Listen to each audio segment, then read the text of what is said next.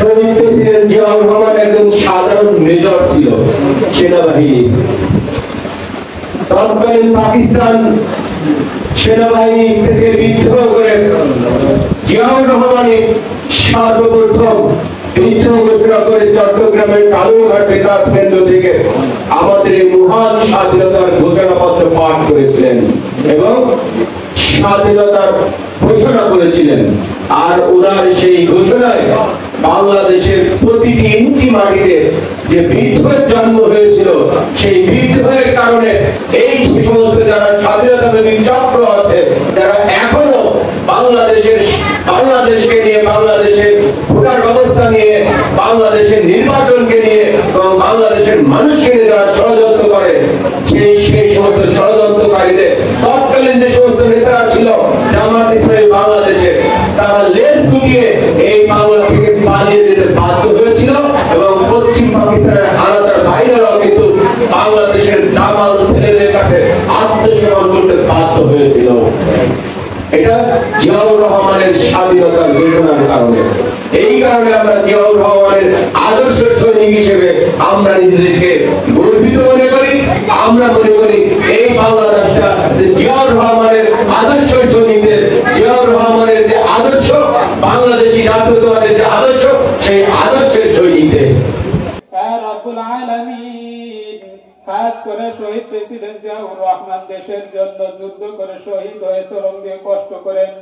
রব্বুল আলামিন এই দেশের কল্যাণের জন্য কত কষ্ট করছে। রব্বুল আলামিন তার সকল কল্যাণমূলক কাজকে আপনি কবুলে মঞ্জুর করিয়ে নিয়ে নেন। রব্বুল আলামিন তার সৈনিকদেরকে আপনি কবুলে মঞ্জুর করিয়ে নিয়ে নেন। রব্বুল আলামিন তার সকল সৈনিকরা দেশের কল্যাণের জন্য কাজ করতে পারে সেই তৌফিক দিয়ে নেন। আমাদের বিএনপির ভারপ্রাপ্ত চেয়ারম্যান জিয়াউর রহমানের রক্ত যার শরীরে প্রবাহিত, আমাদের নেতা জনাব তারেক রহমান ও কিন্তু কোনো আপোষ করেন না। তারেক রহমানও কিন্তু বাংলাদেশী জাতীয়তাবাদের বিশ্বাসী একজন প্রকৃত নেতৃত্ব। উনিও কোনো আপোষ না করে বাংলাদেশের মানুষের ভোটের অধিকার, ভাতের অধিকার এবং গণতন্ত্রের জন্য সংগ্রাম করেছেন, লড়াই করেছেন, কিন্তু উনি আপোষ করেননি। কাজেই আসুন সবাই ঐক্যবদ্ধ থাকে।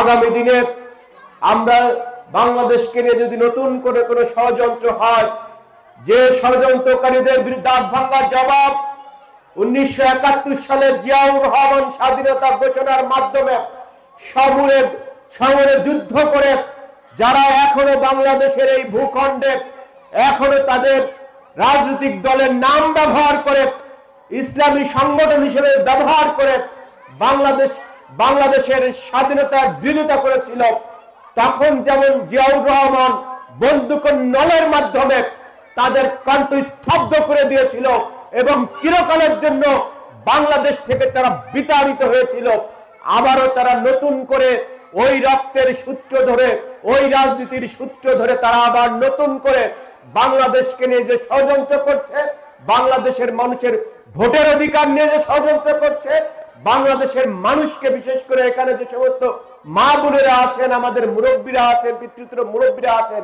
এনাদের কাছে ধর্মের কাহিনীর কথা বলে, জান্নাতের টিকিটের কথা বলে আবারও বাংলাদেশকে নিয়ে ষড়যন্ত্র করছে। আমরা জিয়াউর রহমানের সৈনিক, আমরা খালেদা জিয়ার সৈনিক, আমরা আমাদের নেতা আগামীর বাংলাদেশ তারেক রহমানের সৈনিক। আমরা বেঁচে থাকতে জিয়াউর রহমান যেমন 71 সালে এদেরকে পরাজিত করেছে, আমরা জিয়াউর রহমানের সৈনিক হিসেবে আবারও বাংলাদেশের মাটি থেকে এদের যে অপরাজনীতি, ধর্মীয় রাজনীতি, এটাকে আমরা উৎখাত করবো ইনশাআল্লাহ। এটাই হোক আজকে জিয়াউর রহমানের শাহাদত বার্ষিকীর আমাদের মূল অঙ্গীকার এবং প্রত্যাশা।